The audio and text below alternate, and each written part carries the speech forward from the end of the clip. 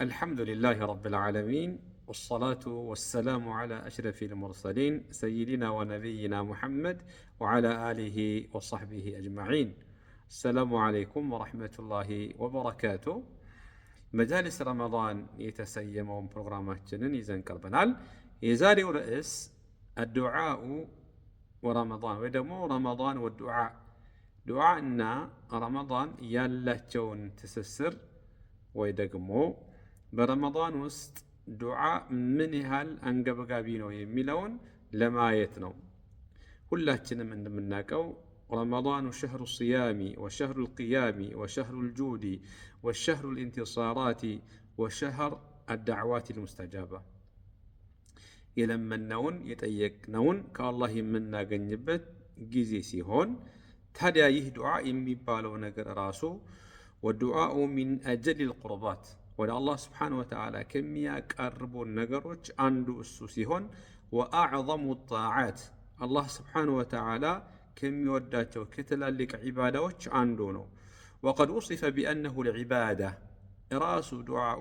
عبادة تبلو تسيمون بحديث نبي صلى الله عليه وسلم عند نقرون الدعاء هو العبادة بلو مالتنا لمندن نو يهي دعاء يميبالو نقر السراس عبادة يهونو لأنه جمع مقاصدها دعاء عبادة مقصد سلاتك على مالتنا دعاء سنارك الله سبحانه وتعالى عند النتنا ينيان باريان نت انديوم الله جيتاتشن هونو إنيا يسو باريا مهون الله سبحانه وتعالى تلك هونو إنيا دقمو يبتاتش اندهوننا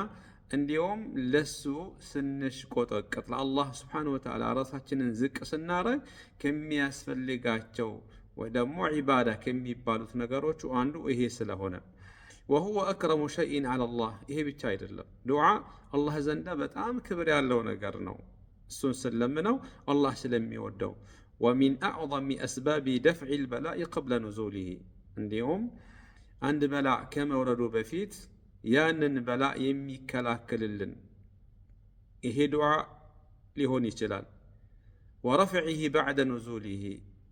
በላእ ቢወርድብን እንኳን ያንን በላእ አላህ እንዲያነሳልን በዱዓ ልንገላገለው እንችላለን كما أنه سبب لانشراح الصدر ልባችን የተጨናነቀ እንደሆነ የልባችን እንዲረጋጋ ሰበብ ይሆናል وتفريج الهم ችግሮች ውስጥ ብንወድቅ ከዛ ችግር ለመላቀቅ وزوال الغم كبار حساب كبار ጭንቀት ውስጥ እንኳን ብንሆን ከዛ ጭንቀት የምንገላግልበት በዱዓ ስለሆነ ይሄ ብቻ ሳይሆን وهو مفزع للمظلومين የተበደሉ ሰዎች ሁሌም ወደ ዱዓ ነው የሚሮጡት وملجأ المستضعفين ضعيفዎቹ ደካሞቹ ደግሞ እሱን ይመኩታል ወይ ደግሞ ወደ ዱዓ ይጠጋሉ ማለት ነው ودعاء وإن كان سنة مشروعة مندوبا إليها في كل وقت وحين تدعى دعاء بيجيزيو طواتم ماتم برمضان كرمضان وجيم أسفلها جنا تودد بهن قوان إلا أنه في أوقات مخصوصة وأماكن معلومة يكون آكد سنية አንዳንድ ጊዜዎችና አንዳንድ ቦታዎች ደግሞ በጣም አስፈላጊነቱ ይጨምራል ማለት ነው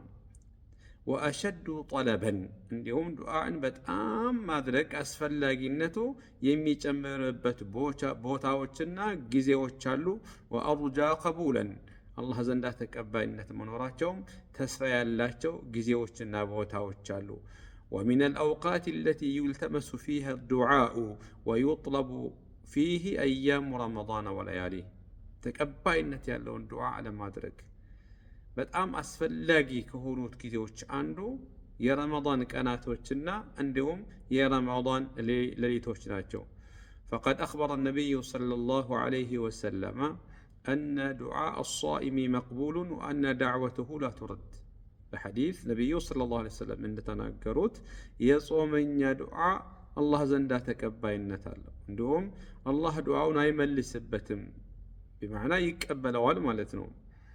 فقد روى الإمام أحمد والترمذي وابن ماجه من حديث أنس أن النبي صلى الله عليه وسلم قال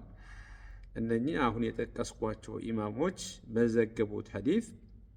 ነቢዩ ሰለላሁ ዐለይሂ ወሰለም እነዚህ አሉ። ثلاثة لا ترد دعوتهم ሶስት አይነት ሰዎች